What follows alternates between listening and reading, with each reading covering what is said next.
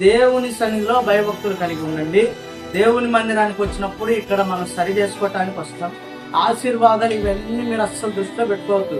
ఏంటిది అవి హోంగార్డ్ ఉద్యోగం చేస్తుడు, రేపు పొద్దున కెనాల్కి మొత్తం నువ్వే వాడరు. దేవుడు ఆశీర్వదించదు. అట్లాంటి దర్శకులు ఉండవు.